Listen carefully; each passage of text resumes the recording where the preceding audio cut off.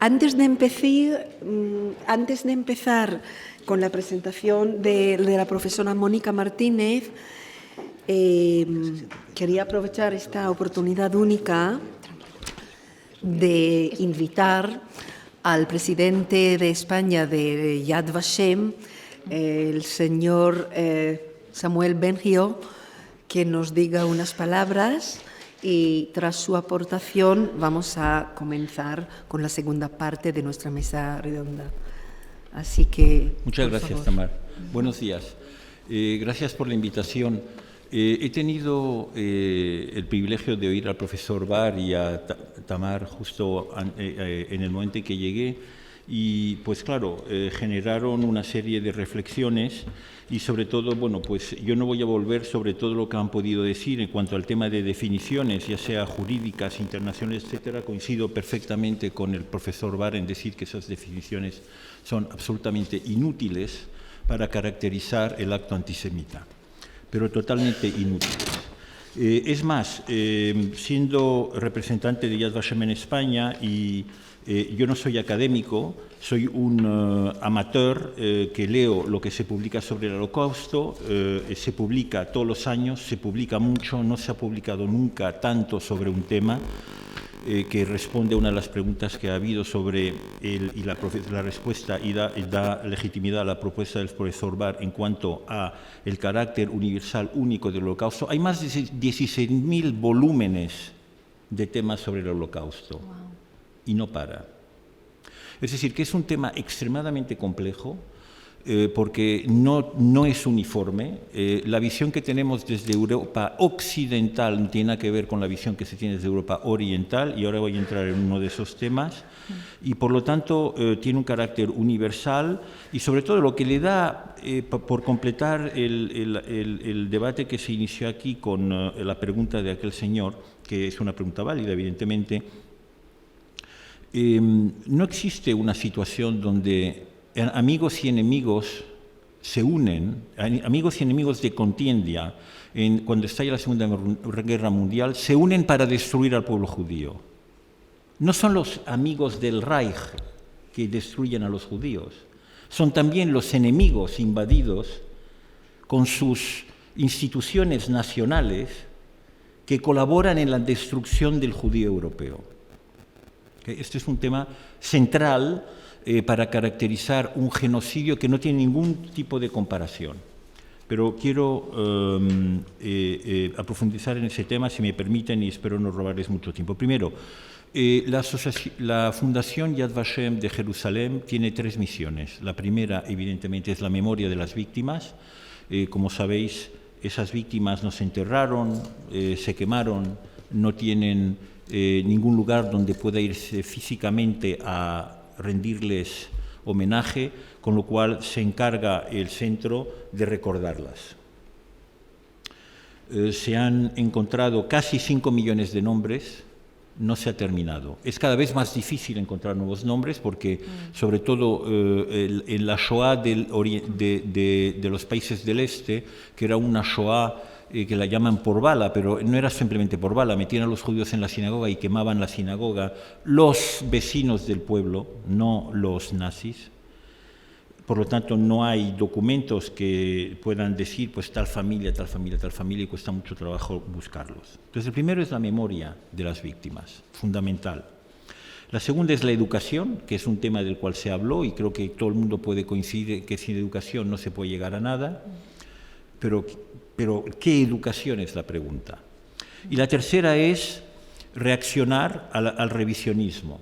Un revisionismo que, de la misma manera que se dijo aquí, el racismo, el antisemitismo son lacras de la humanidad, Tamar lo mencionó, pues también el revisionismo forma parte de esa especie de amnesia colectiva que a un momento dado uno dice, pues eso no ocurrió, voy a demostrar que no ocurrió.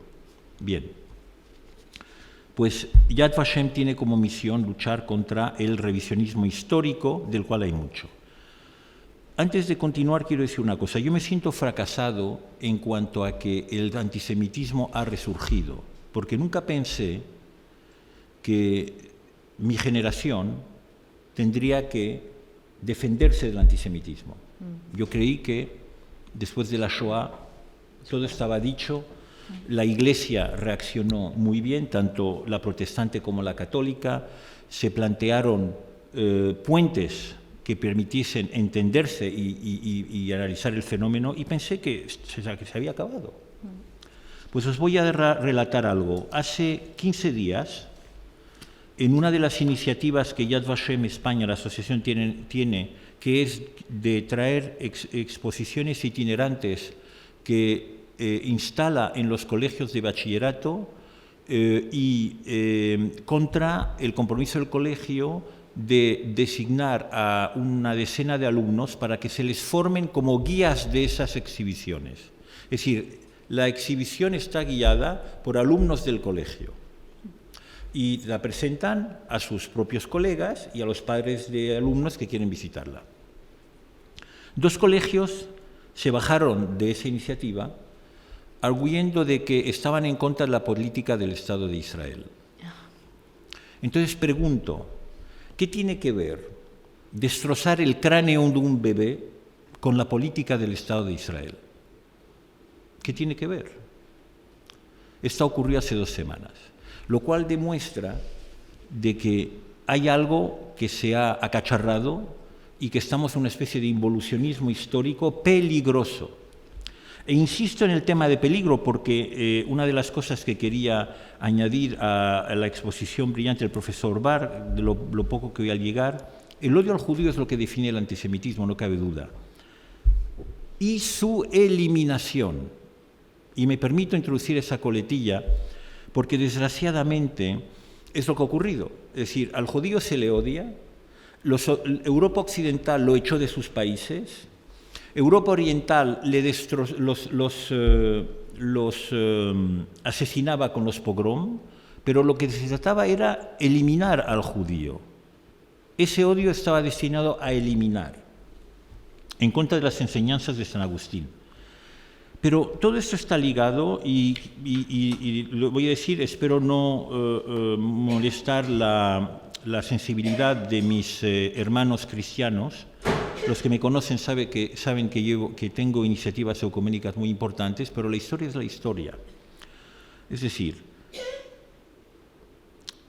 a partir del momento en que se establece una rivalidad de esa envergadura de tipo espiritual con la teoría de la sustitución, que nace, y voy a detallar lo que es, después de la revuelta de Bar Kokhba, ahí por el año 135, en tiempos del emperador Adriano, donde se declara fuera de la ley a cualquier judío y la provincia de Judea pasa a llamarse Palestina, donde los cristianos ya no pueden estar en las sinagogas, porque si no se les tacharía de fuera de la ley como los judíos, es la gran bifurcación de primos hermanos. Y ahí empieza una especie de rivalidad basada en el nuevo Israel es la cristiandad, el antiguo Israel ha acabado. Y por lo tanto el antiguo Israel tiene que sobrevivir para demostrar qué es lo que pasa a el que no sigue al verdadero Mesías, y olvidando que el Mesías pues, es judío, pues ahí empieza todo el problema. Quiero decirlo de una manera tajante y por favor espero recibir algunas preguntas. Europa se ha acostumbrado a ver al judío miserable, en peligro y en situación de incertidumbre. Y cuando lo ve equilibrado, rico y capaz de fructificar, tiene que eliminarlo o devolverlo a un estado miserable. Eso es el antisemitismo. Es querer volver al judío sistemáticamente a una situación de degradación para demostrar que no tuvo razón. La Shoah abrió los canales de comunicación con las iglesias y eso fue extremadamente positivo y lo es todavía hoy, pero las acciones que se desarrollan a nivel elevado tardan mucho en bajar o no bajan del todo, que es lo que está ocurriendo hoy. Es decir, estamos ante un fenómeno revisionista, estamos ante un fenómeno de resurgimiento del antisemitismo, estamos ante un fenómeno de ignorancia absoluta en cuanto a lo que es el antisemitismo y el holocausto. ¿Por qué? y entro en otro punto, los nazis definitivamente querían eliminar al pueblo judío y se estaba construyendo un gran museo en Berlín para demostrar qué era esa raza desaparecida. Pero ahí no se paraba la cosa.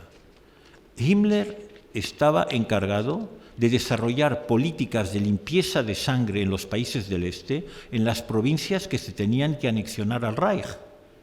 Y lo estaban haciendo. Estaban depistando quién tenía sangre alemana y quién no, para eliminarles físicamente. Una de esas provincias se llamaba Ucrania.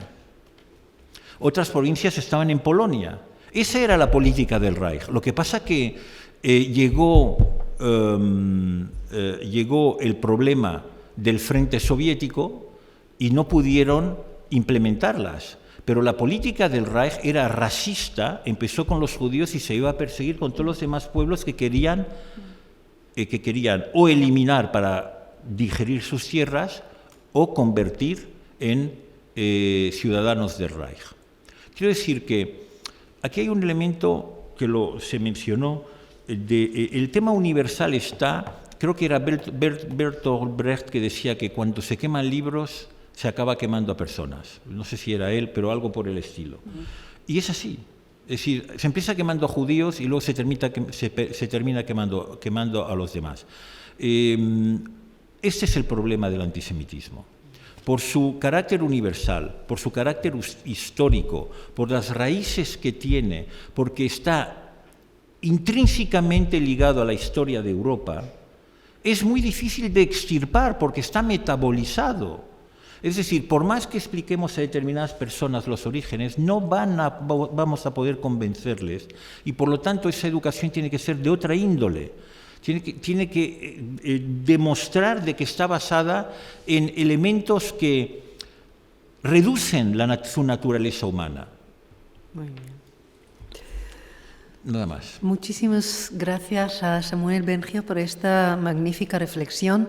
Beno, mi propuesta que es el próximo seminario se celebrará sobre cómo hay que enseñar para la prevención del antisemitismo y otras formas de rechazo hacia la otredad. Me parece excelente propuesta.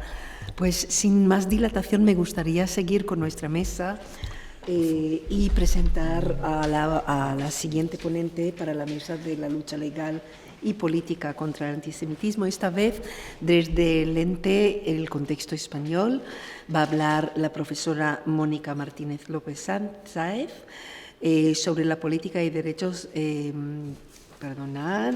antisemitismo en España, aproximación desde un enfoque basado en los derechos humanos.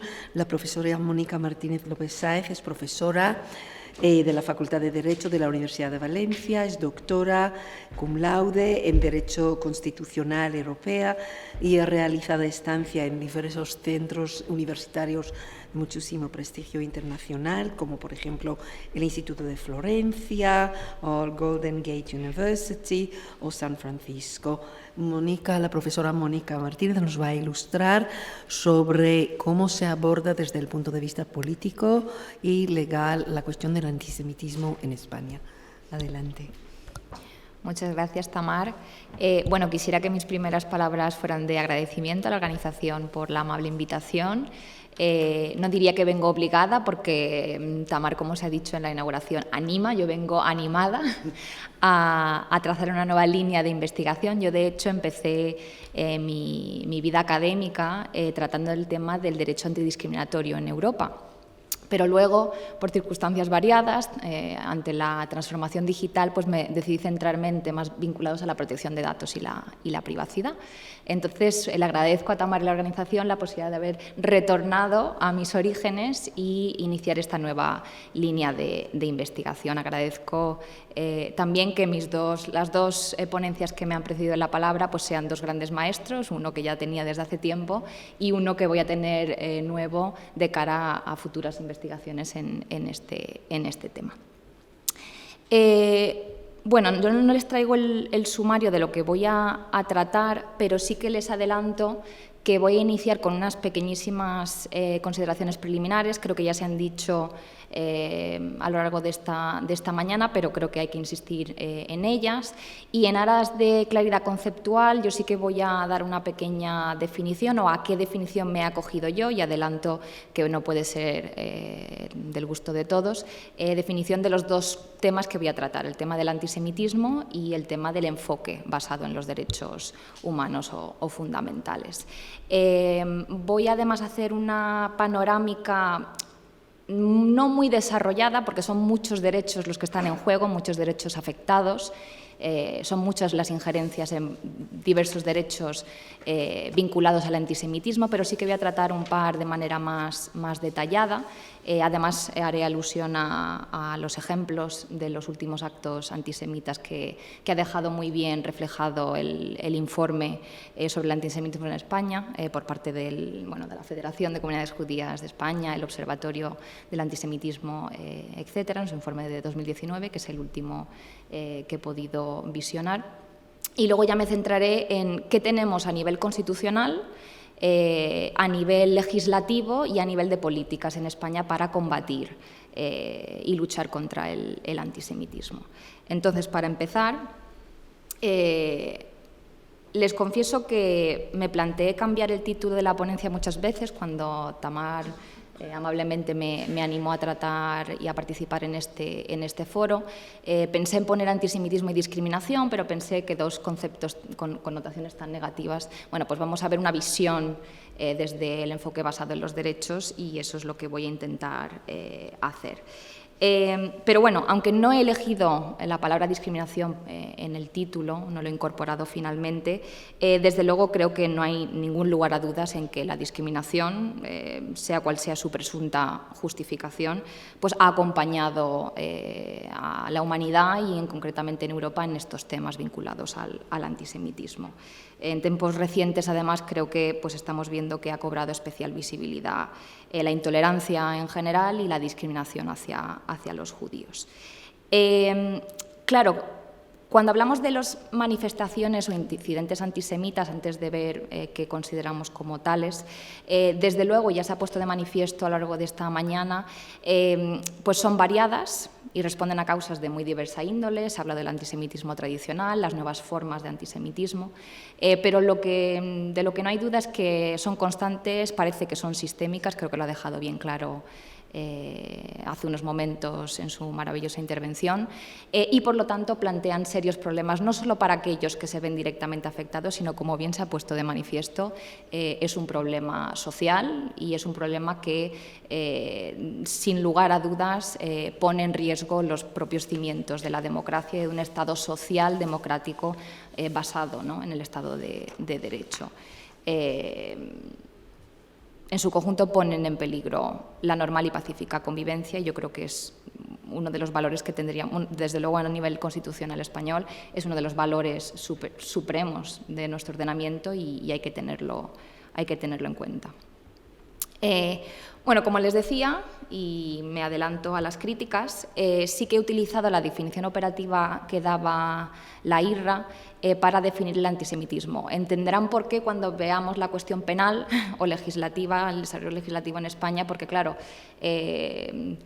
de las políticas se nutren otros documentos estratégicos y el derecho se nutre, ¿no?, de los documentos políticos y las estrategias.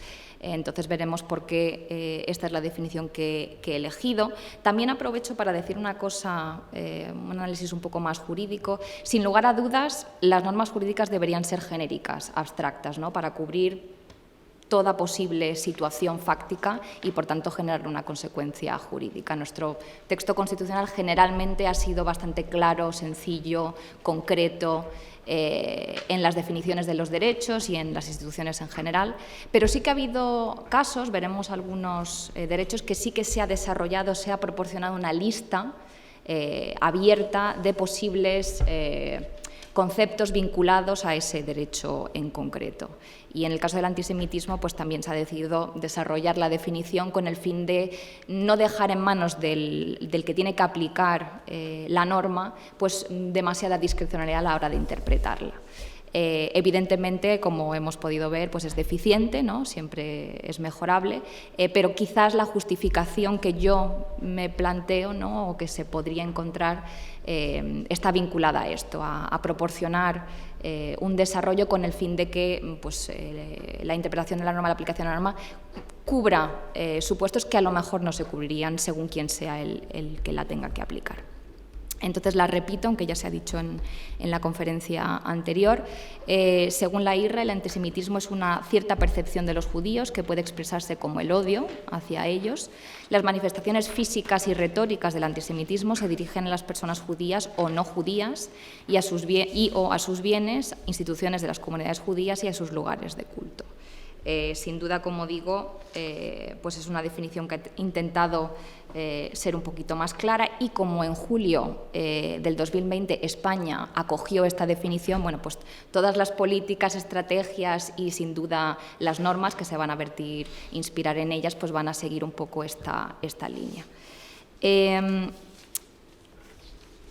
También les digo que no es muy diferente, no puedo decir idéntica, pero desde luego no es muy diferente de la que proporciona o de la que ha acogido el Observatorio de Antisemitismo en España. Me consta así porque lo he leído en el informe, pero bueno, para que sepan de qué premisa conceptual parto. Y la otra es el enfoque basado en los derechos. En cuanto a la utilización de este enfoque, bueno, es un marco conceptual de acción y desarrollo en cuanto a la protección y promoción, que a veces se nos olvida, no es solo proteger, sino promover los derechos humanos como concreciones de la dignidad humana, valor inherente a la persona por el mero hecho de existir, ¿no? Como valor consustancial. Luego volveré al tema de la dignidad porque creo que es importante.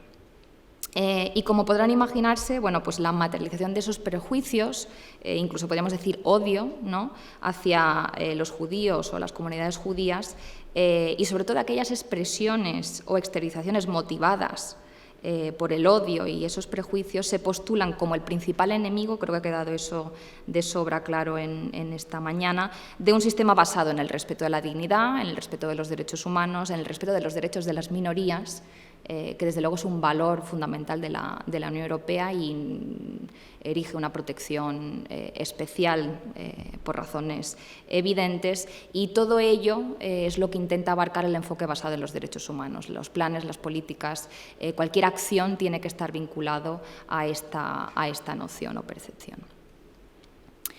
Y bueno, como les decía, voy a desviarme un poquito antes de hablar concretamente del antisemitismo en España para hacer una aproximación fundamental de un tema que preocupa no solo a nivel social, sino, como no debería ser de otra manera, a nivel jurídico, ¿no? El derecho está para regular comportamientos, para resolver conflictos jurídicos y para proteger, ¿no? El Estado como garante, pero bueno, el derecho como mecanismo o vía para proteger los derechos. Y sí que me gustaría, como digo, hacer unas cuantas observaciones antes de pasar al tema objeto de esta jornada. Ninguna persona es ajena al concepto de la dignidad humana, es un referente metafísico y jurídico. Cuando estudiamos cuestiones vinculadas a los derechos, a la protección concretamente de los derechos, inudiblemente tenemos que hablar de dignidad humana. Como decía antes, según su acepción kantiana, pues ese valor inherente que tiene la persona por el mero hecho de existir, valor consustancial del ser humano. Pero sí que es verdad que el concepto de dignidad humana ha ido evolucionando con el paso del tiempo y se ha ido completando, ya no solo como una garantía, podríamos decir, negativa, creo que lo he puesto, sí, como una garantía negativa en el sentido de derecho a no sufrir vejaciones o injerencias en nuestra dignidad, ¿no?, pero también como una garantía positiva, esa posibilidad, esa facultad de actuación jurídica de autodisponer, autodeterminarnos, ¿no?, el libre desarrollo de la personalidad y todos los derechos que van a estar vinculados a la dignidad humana. La dignidad, por tanto, es el fundamento de los derechos, como concreciones o derivaciones o materializaciones, como se quiera decir, de ella, puesto que es necesario para el desarrollo integral de la persona y su participación en la vida social, política y su desarrollo integral, como decía. Ya decía Peces Barba, que siempre lo citamos los constitucionalistas, que los derechos humanos son, a fin de cuentas, la realización histórica, social y cultural de una determinada concepción moral que sitúa como eje la dignidad, me permito cambiar del hombre por de la persona, en aras del lenguaje inclusivo, y los valores de la libertad e igualdad como cauces para alcanzarla. Por todo ello, no es de extrañar que la dignidad humana sea el denominador común del enfoque basado en los derechos humanos. Partimos de esa base y por ello todos los instrumentos jurídicos internacionales, sobre todo aquellos que reconocen o de alguna manera promocionan o protegen derechos, siempre van a tener la dignidad como fundamento o como valor, ¿no?, que proteger. Y, por tanto, cualquier referencia a los derechos ha de partir de la idea de que un Estado social y democrático de derecho, adelanto que ese supuestamente es el español, nuestro ordenamiento se concibe así, no puede concebirse sin los derechos. Bueno, es la clásica definición de Constitución, ¿no?, la influida o inspirada por la Declaración francesa, que ningún Estado y ninguna Constitución realmente lo es si no protege los derechos y si no establece esa separación o división de los poderes del Estado. Son dos elementos que se tienen que cumplir. A mí me interesa, en general y sobre todo en lo que nos atiene esta mañana, a la cuestión de los derechos. De tal forma que hemos aceptado, basándonos en este enfoque de los derechos, que en el horizonte del constitucionalismo nacional y global, los derechos desempeñan una doble función, ¿no? Esa dimensión subjetiva, facultades de actuación, maneras de poder reivindicar nuestra identidad, nuestra personalidad y pues de desarrollarnos y, por tanto, respetar nuestra dignidad humana, pero también desde una dimensión objetiva, como elementos esenciales y rectores de pues, la democracia, una vida basada en la convivencia, ¿no?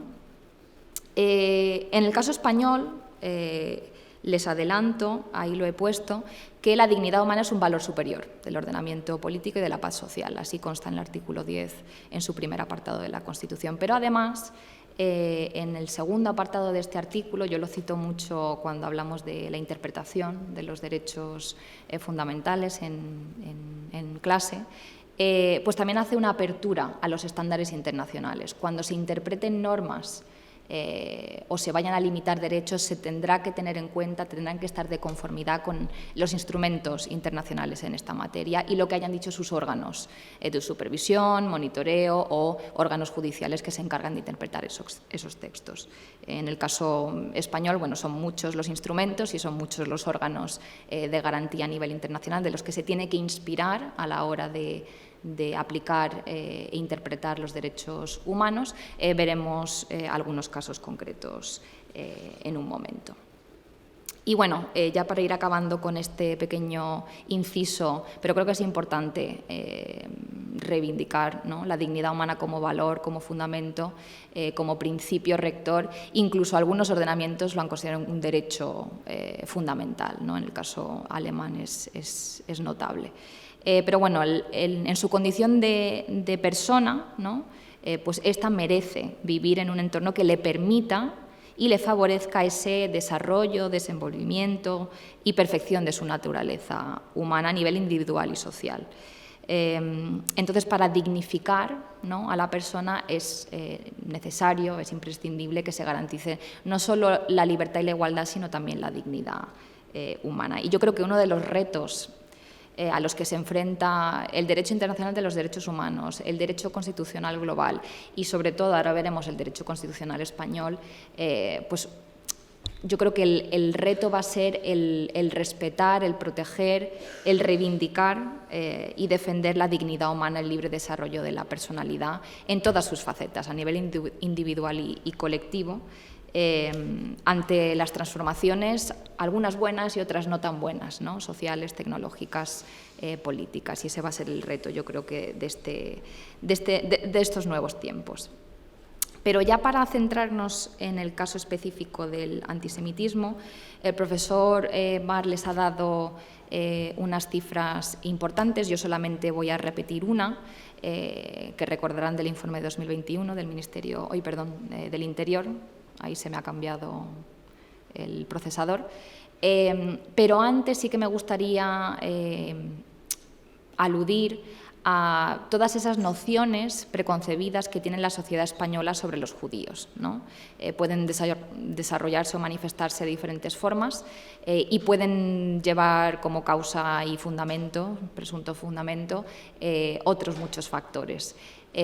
Pero lo que no se puede poner en duda es que existe el antisemitismo en España, aunque, y como han dicho algunos académicos, en España existe un antisemitismo sin judíos. Por ejemplo, decía una profesora sobre este tema, Meni, antisemitism without Jews. Lo dice en el sentido de que hay una escasa presencia, ¿no? Hay una ausencia de una población, podríamos decir, relevante, no me gusta utilizar esa palabra, ese término, pero para entendernos, de que se ha dado un caso muy concreto en España, casi un antisemitismo autóctono, han dicho algunos.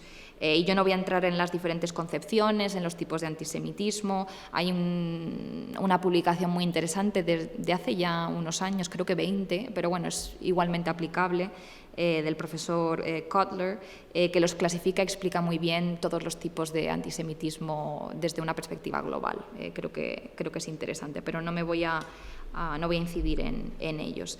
Pero lo que no cabe duda es que es un tema complejo debido a estas cuestiones, y pueden ser motivos que remontan desde factores más tradicionales y religiosos, lo ha comentado el ponente anterior, pero hay nuevas formas de antisemitismo, sobre todo teniendo en cuenta la realidad, ¿no?, social y política actual del mundo. Pero con independencia de la presunta fundamentación y entrando ya de pleno en el caso nacional, la verdad es que mirar las cifras, como digo, creo que es interesante el informe de 2021 del Ministerio del Interior, disculpen otra vez, de que desde luego hay una tendencia al alza y sin duda esta se ha disparado en los últimos años. Claro, ¿cuáles son los actos o manifestaciones? Disculpen que son pequeñitas, la fuente es pequeña, pero bueno, claro, ¿qué actos o manifestaciones son los que se han expresado, se han manifestado,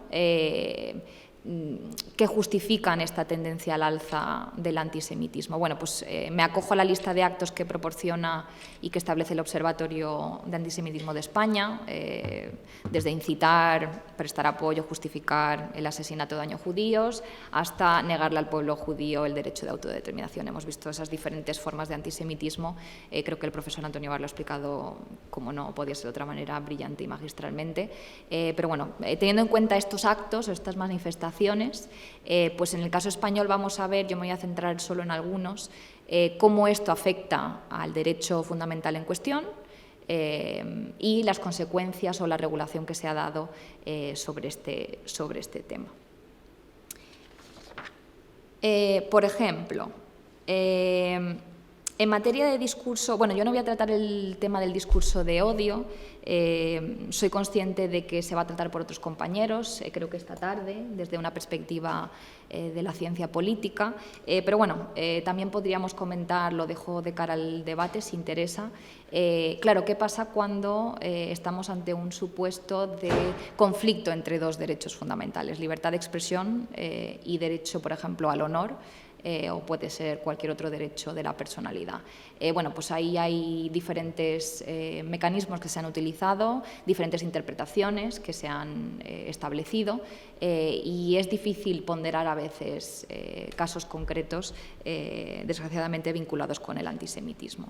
Pero les adelanto que existen generalmente dos modelos vinculados a la libertad de expresión y el discurso de odio, el modelo pro-expresión, modelo norteamericano, ¿no? Bueno, mejor dicho, estadounidense, y el modelo restricción o condicionamiento de la expresión, ¿no? Que es el europeo. Y en España es verdad que estamos a mitad camino entre los dos modelos, tiramos más hacia el europeo, evidentemente por influencia e inspiración del Tribunal Europeo de Derechos Humanos, pero ha habido divergencias también en este sentido, las podemos comentar en el debate. Pero bueno, partiendo de la base de que cualquier acto antisemita, y de nuevo me acojo a las definiciones que proporciona el observatorio, constituye no solo una vulneración de valores y principios constitucionales como la dignidad, la libertad, la igualdad y el pluralismo, sin duda es una ofensa y una afrenta para la dignidad humana en general y sobre todo y en particular para aquellos que se ven afectados por el acto concreto, ¿no? Y es verdad que dependiendo del derecho que se analice, pues se han dado diferentes respuestas jurídicas. En el caso del derecho al honor, les traía algún ejemplo, pero me centro en explicarles que bueno, el derecho al honor está reconocido constitucionalmente en nuestra Constitución, artículo 18 en su primer apartado, reconoce toda una serie de derechos de la personalidad, incluido el derecho al honor. Es interesante porque es un derecho que se ha intentado definir, ¿no? El objeto de protección cuál es, y sin duda es un concepto relativo, ¿no? Lo que puede afectar a nuestro honor pues va a depender de una serie de factores y cuestiones, algunas más subjetivas y otras menos. Pero se puede entender, ¿no? Las múltiples amenazas que puede sufrir nuestro honor, entendido, por ejemplo, y así lo explicaba nuestro Tribunal Supremo en una sentencia concreta, en un caso concreto, como la dignidad personal reflejada en lo que la gente siente o piensa de nosotros o en cómo nos consideran. Creo que esta es especialmente relevante de cara al antisemitismo, ¿no? Y ese odio o prejuicio hacia el judío o la comunidad judía. Y como derecho fundamental, fundamental en sentido estricto, nuestra Constitución no voy a dar una lección aquí de derecho constitucional, ni mucho menos, pero nuestra Constitución sí que ha clasificado y ha ubicado en nuestro texto constitucional determinados derechos en diferentes secciones. Y bueno, en la sección en la que reside o se acoge este derecho, se consideran los derechos fundamentales en sentido estricto, los que están más dotados de protección judicial y legislativa principalmente, y son los que tienen mayores garantías en el sentido estricto de la palabra. Y bueno, como derecho fundamental especialmente dotado de protección, concretamente de protección legislativa, bueno, pues se ha desarrollado, así lo exige nuestra Constitución, mediante una ley orgánica que requiere pues, unas mayorías más cualificadas y requiere un proceso, ¿no? de desarrollo legislativo más extenso. Y lo cierto es que el derecho al honor, o el desarrollo, mejor dicho, del derecho al honor lleva ya adoptado muchos años. Tenemos la Ley Orgánica 1/1982, relativa a una serie de derechos de la personalidad, honor, intimidad y propia imagen, y en esta Ley Orgánica nos establece o acoge qué situaciones o qué supuestos van a ser los que van a poder generar una injerencia, como poco, sino una vulneración o violación del derecho. Cuando digo injerencia, bueno, afectar, los derechos siempre están afectados, pero a veces en esa ponderación entre intereses generales, otros derechos fundamentales, pues uno, en el caso concreto, prima sobre otro, ¿no? Entonces, ¿habrá injerencias en el derecho? Sí. ¿Remontará hasta el punto de ser vulneración, violación y, por tanto, todas las consecuencias jurídicas que eso conlleva? No siempre. Y les voy a poner algunos ejemplos en un momento. Pero en la Ley Orgánica del 82, relativa a estos derechos de la personalidad, en su artículo 7.7, encontramos qué tipos de amenazas puede sufrir el derecho al honor y, por tanto, la persona que es titular del derecho al honor, que provoquen esa vulneración. Y les leo textualmente: la imputación de hechos o manifestación de juicios de valor a través de acciones o expresiones que de cualquier modo lesionen la dignidad de la persona, menoscabando su fama o atentando contra su estima. El artículo 9 de esta misma ley establece cómo los particulares, los titulares de este derecho, que pueden ser personas físicas o jurídicas, y dentro de las físicas más adelante hablaré de que no es solo la propia persona que sufre esa imputación de hechos o manifestaciones, pueden ser otras personas, lo comentaré más adelante. Bueno, pues qué mecanismos tienen los afectados, ¿no?, por este derecho. A veces pueden ser declaraciones de que se ha hecho esta intromisión o esta injerencia, el cese inmediato de la misma, esto va a depender del caso concreto, reposición en un estado anterior, publicación de una sentencia si ha sido condenatoria, ¿no?, dándole la misma difusión que la expresión que generó pues esa vulneración al derecho al honor, indemnización de daños y perjuicios. Desde luego, nuestro Tribunal Supremo hace ya un tiempo, desde 2014, ha evaluado qué factores o qué criterios se van a utilizar para cuantificar el daño. Generalmente va a ser un daño moral, ¿no? Bueno, tendrá que atenerse a las circunstancias del caso y tendrá que atenerse a la gravedad, ¿no? Esto va a depender de, pues, el grado de difusión que ha tenido, la naturaleza del mensaje o de la manifestación o de la expresión, etc. Sí que es verdad que la difusión no es un requisito para que se produzca una vulneración del derecho al honor.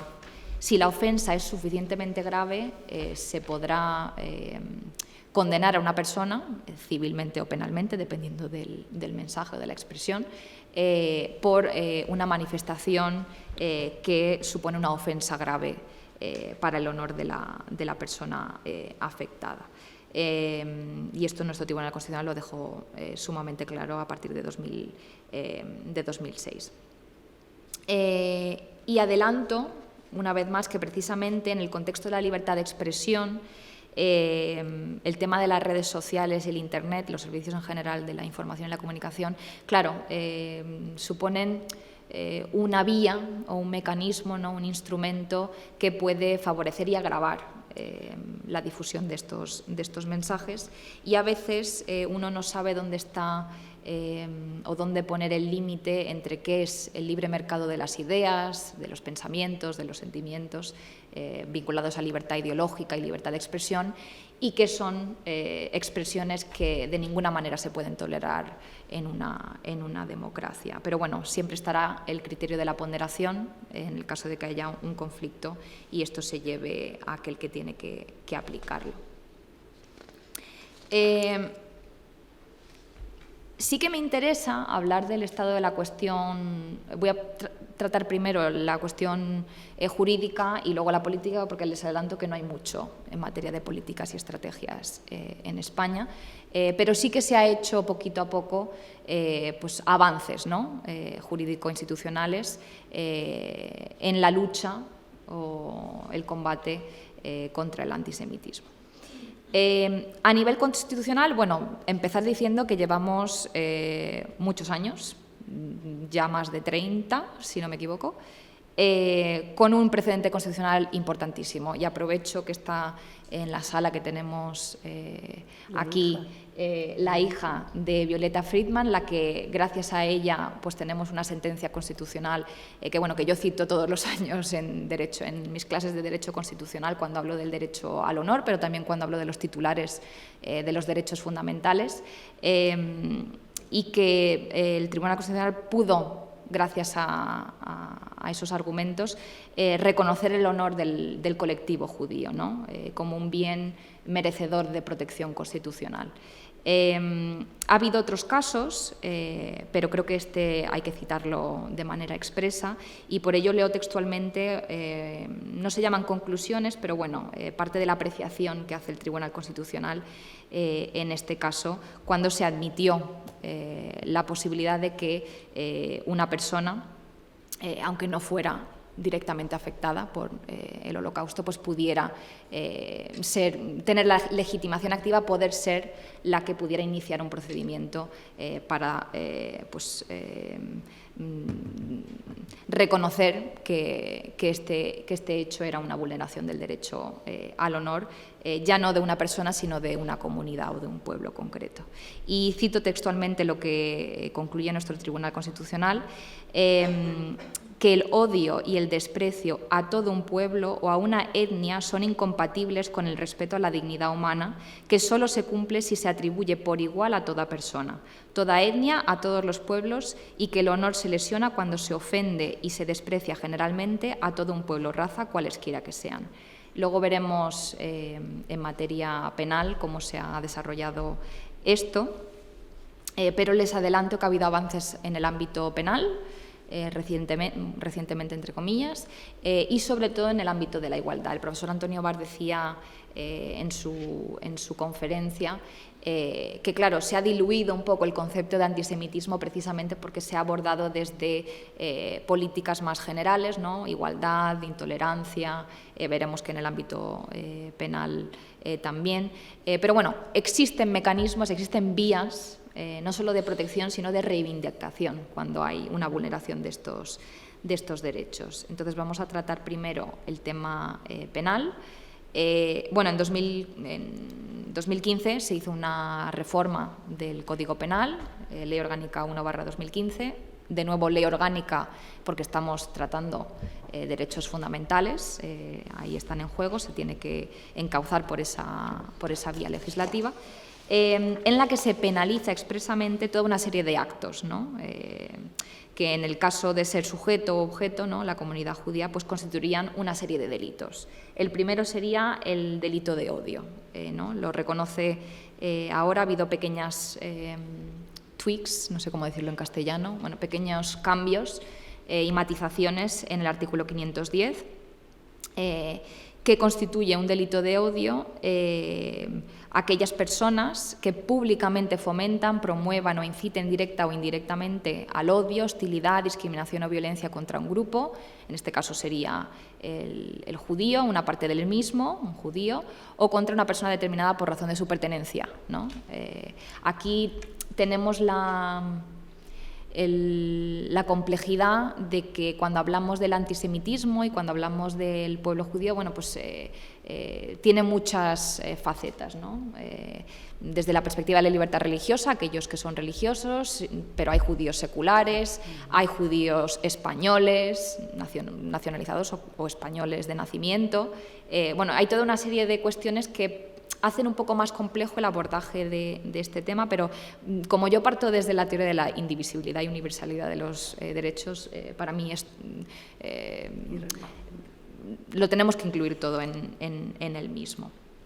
Pero bueno, aquí están una serie de actos que serían constitutivos de este delito de odio, quienes también producen, elaboran o poseen con la finalidad de distribuir o facilitar a terceras personas el acceso, la distribución o difusión de escritos que tengan este contenido que pueda, de nuevo, fomentar, promover o incitar directa e indirectamente el odio, quienes públicamente nieguen, trivialicen gravemente o enaltezan los delitos de genocidio, y desgraciadamente esto se está dando más en la actualidad.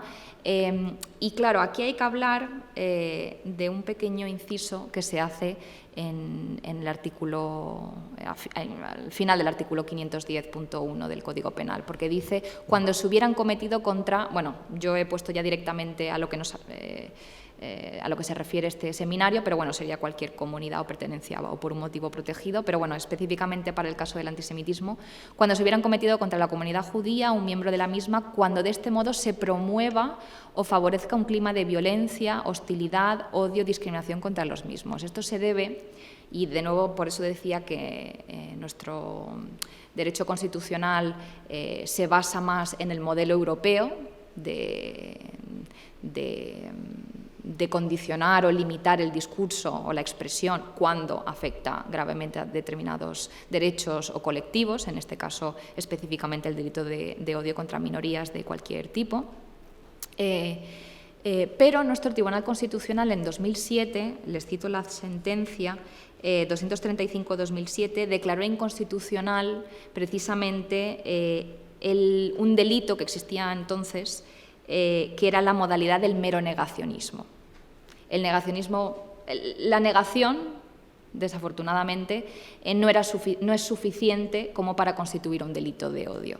Debido a esta sentencia, que fue altamente criticada por la mayoría de la doctrina constitucional española, se ha tenido, y por otras razones vinculadas a la transposición de directivas y decisiones marco de la Unión Europea, pues se ha añadido este inciso de que siempre tendrá que tener como consecuencia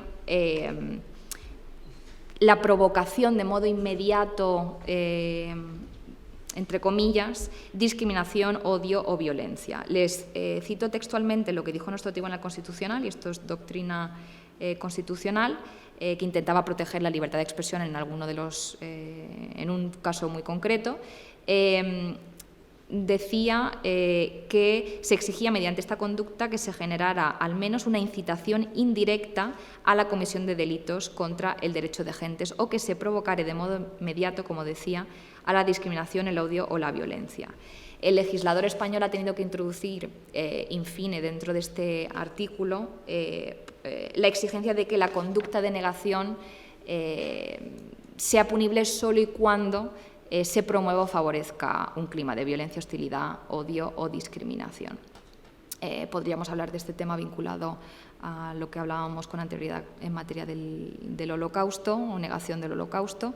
Pues les adelanto que a nivel penal pues ya no se puede sancionar cuando no promueve o favorezca, y aquí está el problema. Cuando consideramos que es o no tiene un efecto mediato vinculado a la violencia, hostilidad o promoción del odio y la discriminación. Bueno, pues en definitiva será un juez, en última instancia, el que tendrá que interpretar y aplicar este precepto. Además, el artículo 510 del Código Penal, en sus siguientes subapartados, establece diferentes modalidades del delito de odio, tipos atenuados, agravantes, etcétera, etcétera. Bueno, aquí les dejo uno de los tipos atenuados, cuando solamente, entiéndanme bien, es suficiente, pero a nivel penal pues es un tipo atenuado, cuando lesione la dignidad de esas personas afectadas o entrañe en la humillación, menosprecio, descrédito de la comunidad judía. Yo ya he puesto directamente comunidad judía, pero bueno, el Código Penal es abierto a cualquier motivo protegido. O, de nuevo, quienes produzcan, elaboren, poseen finalidades para distribuir, y quienes en la enteza no justifiquen por cualquier medio de expresión pública o de difusión de delitos que se cometan contra esta comunidad o algún miembro de la misma. Claro, la inclusión del concepto, aquí también les traigo los tipos agravados, evidentemente la difusión mediante las redes sociales y el Internet, pues debido a la instantaneidad, ¿no?, y a la universalidad del mensaje, pues eso es un tipo agravado, y cuando altere la paz pública o crea un grave sentimiento de inseguridad o temor entre los integrantes. Y aquí yo creo que pocos van a ser los actos antisemitas que no tengan este tipo agravado, porque generalmente, y en los tiempos que corren, pues yo creo que está generando sentimientos de inseguridad y temor, sin duda. También si lo comete una persona que ostente un cargo público o tenga una profesión especialmente relevante en este sentido, ahí cita materia educativa, pues evidentemente eso también tendrá una consecuencia penal más grave. Y bueno, evidentemente también está tipificado delitos de genocidio en nuestro Código Penal. Según la ECRI, bueno, siempre digo las siglas en inglés, pero bueno, ya me entienden, la Comisión Europea, me cuesta mucho cambiar las siglas. Bueno, pues según los últimos informes y conclusiones que ha sacado sobre este tema, considera que ahora está en plena consonancia con las recomendaciones que había hecho previamente, luego citaré algunas. Pero lo cierto es que se observan diferencias entre el precepto actual y el anterior, que consisten, como digo, en la omisión de esa referencia a la justificación o trivialización grave, enaltecimiento. Ahí ha habido variaciones y, como digo, se ha debido a la doctrina sentada en nuestro Tribunal Constitucional, que permítanme que pues lo lo ponga de manifiesto en este foro público, pues no sé hasta qué punto eso está en consonancia con los estándares internacionales y sobre todo con la jurisprudencia que ha emanado del Tribunal Europeo de Derechos Humanos, que por cierto es vinculante para los órganos que tienen que aplicar interpretar derechos fundamentales en España. Pero bueno, esa es otra cuestión que podemos dejar para el debate. Y avances, y aquí me interesa muchísimo incidir en que ha habido avances en el ámbito de la igualdad. La Ley 15/2022 de 12 de julio, esta es reciente, esta sí que es de ayer, no sé cómo lo decía el profesor Antonio Bar, esta sí que es de ayer. La Ley 15/2022, Integral para la Igualdad de Trato y No Discriminación, es el desarrollo legislativo de una serie de derechos y garantías vinculadas al principio de igualdad formal y material. Es un mínimo común normativo que recoge, como ven, y se aplicará en toda una serie de ámbitos que creo que son de suma importancia. Por aquí habría que empezar y luego ya seguir jurídicamente hablando, porque como ha quedado de sobra manifiesto, pues aquí, sobre todo en los primeros ejemplos, es donde nos estamos jugando la protección y promoción de los derechos humanos en general y de este colectivo en concreto. Y aquí es importante comentar que la norma se basa en una serie de principios: marco legal adecuado para la prevención, atención y eliminación de todas las formas de discriminación, incluimos el antisemitismo, el impulso de la aplicación transversal de la igualdad de trato, la igualdad en sentido material, ¿no?, y la transversalidad del principio de igualdad en la ejecución, en la formulación, ejecución y evaluación de las políticas públicas, y en la colaboración entre las mismas con los agentes sociales y la sociedad civil. La ley también establece un sistema de sanciones en el caso de que se den algunas ofensas que pudieran ir en contra del principio de igualdad y cuando afecten de manera directa con temas de intolerancia, discriminación y, en nuestro caso, yo incluiría antisemitismo. Y lo cierto es que también hace el establecimiento de algunas garantías o mecanismos para garantizar la protección y prevención. Por ejemplo, la atención y apoyo e información a víctimas de discriminación e intolerancia, campañas de sensibilización. Son solo 2 artículos, desgraciadamente, pero bueno, ya tenemos algo por lo que empezar y desarrollar específicamente a nivel legislativo. ¿Y por qué es importante la adopción de esta ley en lo que se refiere al antisemitismo? Bueno, pues 2 razones. La primera, porque bien sabemos los constitucionalistas y los que nos dedicamos al derecho que los derechos valen lo que valen sus garantías. De nada sirve que un derecho y un principio estén reconocidos si no existen los mecanismos eficaces, efectivos y adecuados para protegerlo, ¿no? El hecho de poder contar con una garantía institucional más, y ahora veremos a cuál me refiero, pues es un paso adelante. La creación, la ley crea o establece la Constitución y la creación de la Autoridad Independiente para la Igualdad de Trato y la No Discriminación. Y esta autoridad independiente va a ser la que va a garantizar pues todos los preceptos que se han establecido en esta ley vinculados a pues la lucha contra la discriminación y la intolerancia, ¿no? Y sobre todo asegurar, garantizar la igualdad en los ámbitos en los que será aplicable esta ley.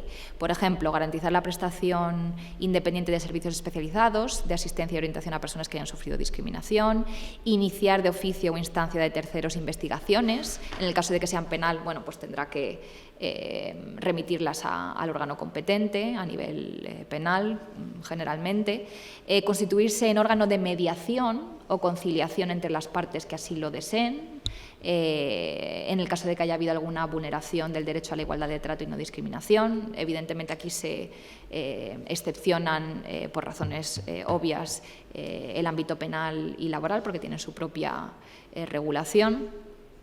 Podrá ejercitar acciones judiciales en defensa de los derechos derivados de la igualdad. Podrá interesarse en la actuación de la Administración del Estado. Aquí las políticas públicas van a tener supuestamente supervisor, ¿no? En materia de la lucha contra la discriminación y el alcance y la garantía de la igualdad de trato. Bueno, pues como ven, toda una serie de funciones que le atribuye la ley a esta nueva Autoridad Independiente para la Igualdad de Trato y la No Discriminación. Y lo que decía es que la primera ventaja o cosa positiva, ¿no?, de esta ley es que se ha creado una nueva garantía institucional de cara a la igualdad de trato y el principio de no discriminación. Y la segunda, y aquí es donde entra la cuestión de qué recomendaciones y conclusiones ha establecido la Comisión Europea contra el Racismo y la Intolerancia, es que esto era una tarea pendiente que llevábamos tiempo sin cumplir en España. Ya en sus recomendaciones y conclusiones de 2017-2018 aludía a que España todavía no había creado esa Autoridad Independiente para la Igualdad de Trato y la No Discriminación. Bueno, en el informe, en las conclusiones se decía vinculada al racismo y la intolerancia, pero en España pues, se ha desarrollado de esta manera. Y desde luego, yo creo que el contenido de esta ley va en consonancia un poco con la estrategia europea específica para combatir el antisemitismo y fomentar la vida judía que tenemos ahora ya sobre la mesa a nivel europeo y que los Estados, pues evidentemente, tendrán que desarrollar y actuar acorde con ella. No obstante, también es importante decir que se ha establecido su creación, pero todavía no se ha creado ni se ha puesto en marcha. He hecho las cuentas porque hay una disposición adicional primera que establece un poco cómo, cuándo y por qué, ¿no?, se va a constituir esta autoridad independiente en materia concreta de igualdad y no discriminación. Y bueno, pone ahí, lo he puesto en la disposición, bueno, pues tiene un plazo de 6 meses desde su entrada en vigor. Entrada en vigor fue el día después de su publicación. Bueno, pues 6 meses, vacatio legis, días naturales, pues sobre el 14 de enero espero que tengamos, no sé si va a ser el caso, una autoridad independiente para la igualdad de trato y la no discriminación. Y una vez que se cree, que se constituya, pues ya esta tendrá, y son las siguientes disposiciones adicionales, esta ya tendrá que crear su propio estatuto, tendrá que ser evidentemente aprobado por Real Decreto y podrá empezar a funcionar y a ponerse en funcionamiento y hacer lo que la ley le atribuye para hacer, que creo que son cosas muy importantes. ¿Qué se ha hecho a nivel institucional o a nivel de políticas públicas? Pues poquito, se lo adelanto. Bueno, tenemos un marco estratégico de ciudadanía contra la xenofobia y el racismo, como ven también muy genérico, que ha elaborado el Ministerio de Inclusión, Seguridad Social y Migraciones. Y aquí simplemente me acojo a las recomendaciones que ha hecho la Comisión Europea, la ECRI, la Comisión Europea contra el Racismo y la Intolerancia, y me acojo a 2 de sus recomendaciones, la del 18 de febrero del 22, que hizo en pleno, y la del 17 de diciembre del 21, porque considera que hay que elaborar medidas para prevenir, entre otras formas de intolerancia, el antisemitismo. Todavía no se ha especificado en el caso español. Y la otra recomendación sobre el fomento de la denuncia de situaciones de antisemitismo, pues también pide que se haga más a nivel español. Y la otra cuestión que quería traer a colación en materia de la lucha contra el antisemitismo en España es el segundo plan de acción de lucha contra los delitos de odio. De nuevo, algo muy específico, pero creo que también importante. Aunque llama la atención, también se lo adelanto, que en el documento se referencia a todo tipo de conductas motivadas por el odio o prejuicios, pero no se menciona el antisemitismo. No se menciona. Aún así, creo que los objetivos y medidas deberían aplicarse también a este tema, y es verdad que está muy dirigido a las fuerzas y cuerpos de seguridad del Estado por razones obvias, es la persecución, ¿no? Investigación contra delitos de odio, pero sí que hay una acción concreta que creo que he traído, que creo que va muy en línea con lo que se va a decir esta tarde, o eso espero, que creo que es importante mencionar, y es la línea de acción sexta, que establece que hay que incentivar la participación, la colaboración y las actividades con las organizaciones del tercer sector, que ya sabemos en este caso y en muchos otros que son las que realmente están pues en el campo de batalla, ¿no? A nivel jurídico, político y de acciones reales que tienen eficacia y efectividad, hacia la mejora constante en la lucha contra los delitos de odio, identificar y mejorar buenas prácticas, pero siempre en colaboración con el tercer sector, que es el que realmente sabe cuáles son los problemas, cuáles son las causas que motivan esos desafíos, ¿no? Y poder decir qué funciona y qué no funciona en ese aspecto. Y ya para ir acabando, no sé si me he pasado de tiempo, voy bien. Mónica, estupendo, que tenemos tiempo todavía para el debate. Vale, fenomenal. Bueno, pues simplemente aludir a unas conclusiones y reflexiones finales. No lo he dicho al principio de mi intervención, tampoco se lo comenté a Tamar, pero ella sí que lo sabe, que yo hace ya un tiempo colaboré con la oficina... Esperen que tengo que pensarlo como se dice en castellano, porque como el idioma de trabajo en la Comisión Europea es el inglés, la oficina de la coordinadora de la Unión Europea en la lucha contra la trata de seres humanos. En ese momento era Miria Vasiliadou. Yo trabajé en su oficina en materia de la lucha contra la trata de personas y siempre me pareció interesante porque tuve que ayudar con determinados informes, estrategias, ver el nivel de cumplimiento con la transposición de una directiva que es específica en materia de trata de seres humanos, Anti-Trafficking Directive. Siempre me pareció curioso que la Unión Europea y concretamente la Comisión Europea está muy obsesionada con las 3 Ps, pero es que creo que tiene todo el sentido del mundo. Prevención, protección y bueno, ellos decían prosecution, ¿no? Persecución. Creo que Antonio Valla en la estrategia también aludía, no recuerdo ahora qué especificaba la estrategia, creo que era prevención, protección y pedagogía. Me gusta quizás un poco más. Ha obviado la persecución, pero bueno, creo que también no hay que olvidarla. Y estoy acojo plenamente esa consideración, esa evaluación tripartita de qué es lo que hay que hacer a nivel de políticas y a nivel jurídico, ¿no? Los problemas del antisemitismo se expanden por el mundo y persisten en nuestro país a pesar, como decía antes, de la proliferación de disposiciones normativas, administrativas y esfuerzos, sin duda, son esfuerzos insuficientes, pero bueno, son esfuerzos institucionales destinados a este cometido. Pero se hace cada vez más urgente repensar en diferentes maneras de luchar contra ellas. Sin duda las 3 Ps, prevención, protección y persecución, son importantes.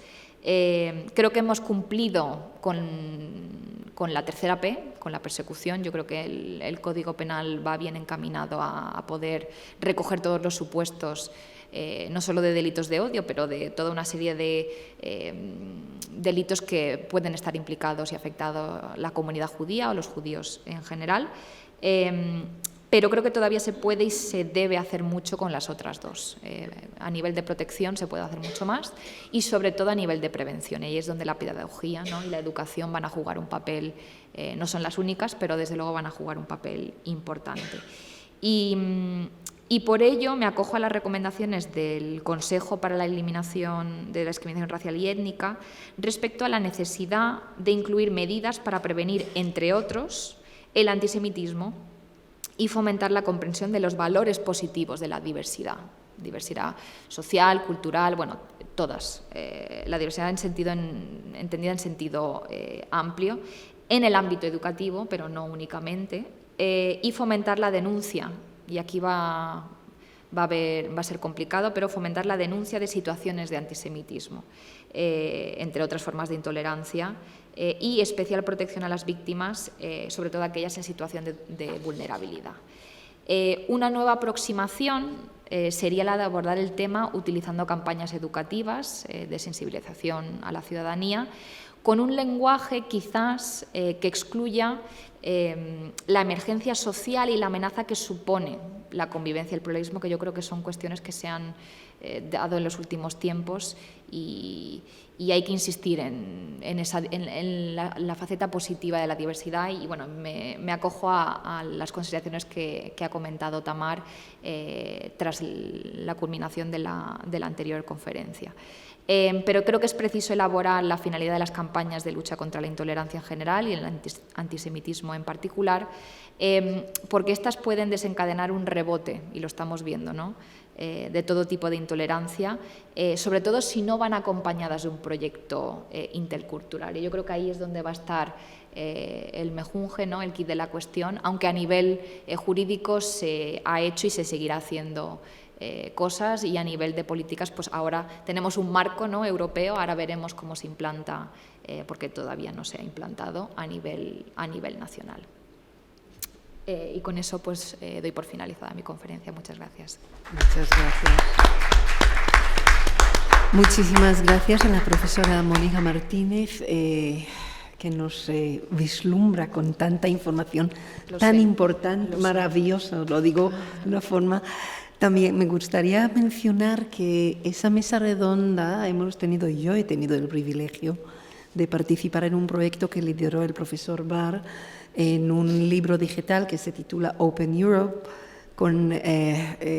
auspiciado por la Universidad de Valencia, por la cátedra Jean Monnet, donde precisamente hemos elaborado conjuntamente un capítulo dedicado al Unidos en la Diversidad, donde se establece, por un lado, toda la aproximación jurídica de los derechos fundamentales, los valores de la Unión Europea, y luego desde la educación esas campañas, lo cual hoy he escuchado, digamos, una magnífica síntesis de este trabajo del que me siento orgullosa y privilegiada formar parte.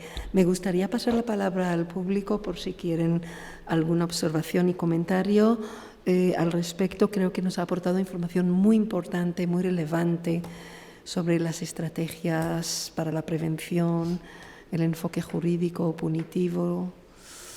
No sé si alguien quisiera comentar algo.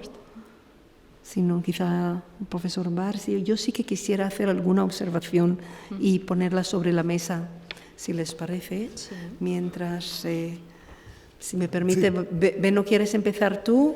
Y hago yo luego la observación. Primero de todo, muchas gracias por la presentación. Muchas leyes que desconocía, ¿no? Yo no soy del campo. Muchas gracias. Yo tengo, desde el totalmente desconocimiento, tengo una pregunta sobre el procedimiento de poner en la práctica todos esos conceptos de que nos has hablado. Honor, dignidad, no son conceptos que puedo decir blanco o negro, que me cuesta, y un juez lo tiene que hacer en la práctica.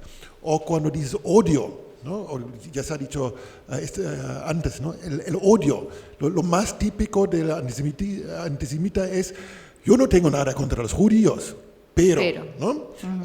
Es decir, no dicen yo odio a, dicen no tengo nada en contra, ¿no? Entonces, ¿cómo se hace esto en la práctica? Demostrar que hay odio o que hay, luego en la ley ponías también incitación al odio, ¿no? Que son términos que en la práctica escapan a la definición clara de blanco y negro. ¿Cómo se hace? Pregunto desde el desconocimiento total de estas situaciones jurídicas que se pueden dar. Gracias. Claro. Bueno, dos cuestiones en relación con este tema. No sé si lo he dicho a lo largo de la ponencia, pero si no, aprovecho ahora y lo digo. Cuando hay que invocar la lesión de un derecho, no necesariamente tiene que ser la persona afectada la que tiene que invocarlo. Se le ha permitido y se le ha reconocido legitimación activa a toda una serie de personas físicas y jurídicas, incluso a entes sin personalidad jurídica, la posibilidad de elevar, ¿no? Invocar determinados derechos. En materia, por ejemplo, del derecho al honor, que es el que yo he insistido y es parte de la pregunta, ya no es solo la persona cuyo honor ha sido lesionado directamente, sino que indirectamente cualquier afectado o cualquiera que alegue un interés legítimo puede invocar o reivindicar la lesión, ¿no? De un derecho en concreto.